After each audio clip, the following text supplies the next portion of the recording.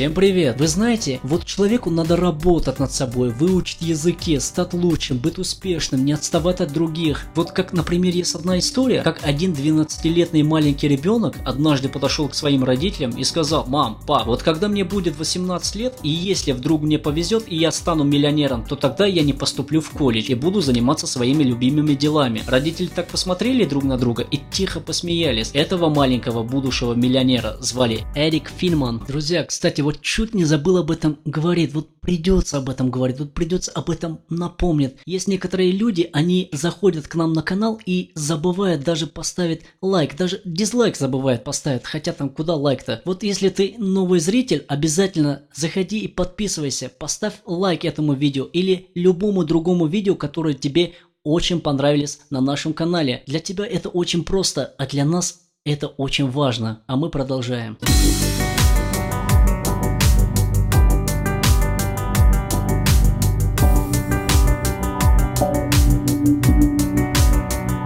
Все началось с того, что когда Эрику Финману было 12 лет, и он получил от бабушки $1000 и решил купить на них биткоины. Это было в 2011 году. Спустя 2 года его биткоины стоили уже $100 000. Эрик бросил школу, как он сказал, и открыл свой собственный бизнес. Компания Эрика называлась Bitongle, и занималась она репетиторством через видеочаты. Однако в 2015 году молодой бизнесмен продал свою компанию за 300 биткоинов, которые на тот момент стоили меньше $200 за штуку. Вот как сам рассказывает Эрик про эту сделку. Инвестор предложил мне менее $100 000 или 300 биткоинов. Я выбрал биткоин, который стоил меньше, потому что верил, что это будущее. Кроме того, было бы сложно осуществить сделку с фиатными деньгами несовершеннолетнему. После того, как родители разрешили ему не ходить в школу, чтобы осуществить свою мечту, они позволили ему не идти также и в колледж, так как он заработал свои первые миллионы до 18 лет. Продолжил увеличить свой доход благодаря биткоин. Он создал компанию по производству VR-гарнитуры. Сегодня 400 биткоина оценивается почти что в $2 миллиарда.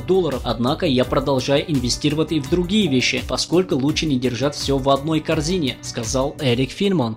Благодаря своим инвестициям в биткоин в столь юном возрасте привлек внимание СМИ. Молодого миллионера пригласили на каналы CNBC, где он был подвержен тщательной проверке. Телеканал хотел убедиться, действительно ли у Финмана есть эти деньги. Во время сессии вопросов многие считали, что Эрику Финману просто повезло, другие же говорили, что это у него талант. Друзья, почему я это все вам рассказываю? Хочу, чтобы вы знали, если человек поставит перед собой цель и идет за ней, то однажды он будет на вершине. Да, будут трудности, но это не наказание за прошлое, а испытание ради будущего. И тут я с вами не прощаюсь, а просто скажу до встречи. Берегите себя.